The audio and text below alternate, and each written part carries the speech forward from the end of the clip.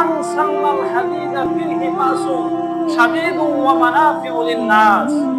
বিজ্ঞান, আজকে বিজ্ঞানের সৃষ্টি হয়েছে। বিজ্ঞান দিন দিন রিসার্চ করে বিভিন্ন এরকম তথ্য দিতেছে। আজ থেকে 1400 বছর আগে আল্লাহ রাব্বুল আলামিন প্যারা নবীর মাধ্যমে যে সমস্ত ইনফরমেশন দিয়েছে, তথ্য দিয়েছিল, সেগুলো আজকে বিজ্ঞান যুগের পর যুগ গবেষণা করার পর এই তথ্যগুলো দিতেছেন। আল্লাহ রাব্বুল আলামিন বলেন ওয়ান সাল্লাল হাদিদা ফীহি বাসুন শাদীদুন ওয়া মানাফিউ লিন-নাস। ওয়ান সাল্লাল হাদিদ, হাদিদ মানে হচ্ছে লোহা। হাদিদ মানে কি বলেন?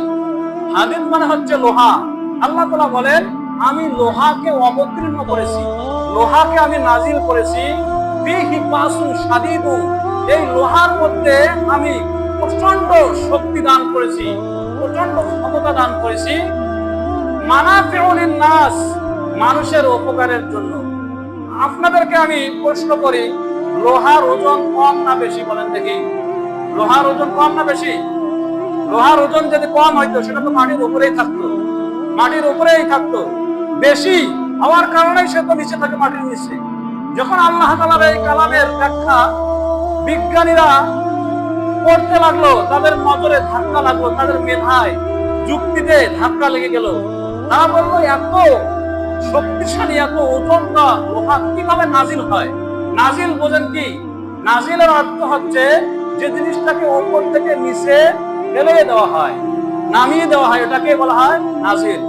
এখন কোরআনের ভাষ্য অনুযায়ী যদি এই লোহাকে যদি উপর থেকে ফেলে দেওয়া হয়, তাহলে মানুষ কি আস্ত থাকবে বলেন? মানুষ আস্ত থাকবে? মানুষের মাথা ঠিক থাকবে? মানুষ হত্যা হয়ে যাবে, মানুষ ধ্বংস হয়ে যাবে।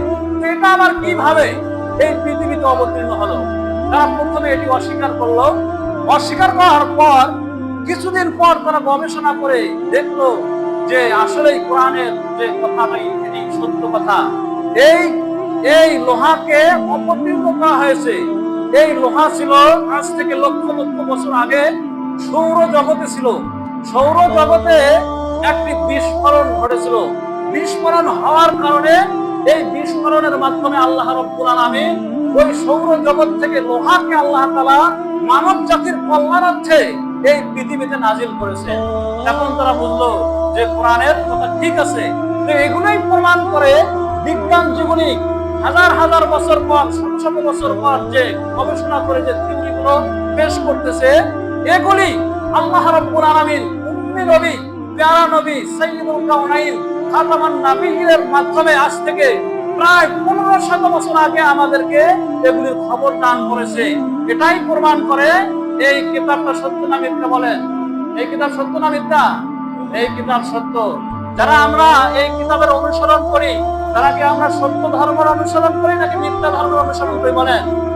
সত্য ধর্মের অনুসরণ করি। আমরাই পৃথিবীতে এরকম একজন জাতি, একটি জাতি, যারা পুরা পৃথিবীর সমস্ত জাতিকে চ্যালেঞ্জ ছুড়ে দিয়ে বলতে পারবো যে আমরাই একমাত্র জাতি, যে জাতির কিতাবের মধ্যে কোনো ভুল নাই, যে জাতির ধর্মের মধ্যে কোনো ভুল নাই।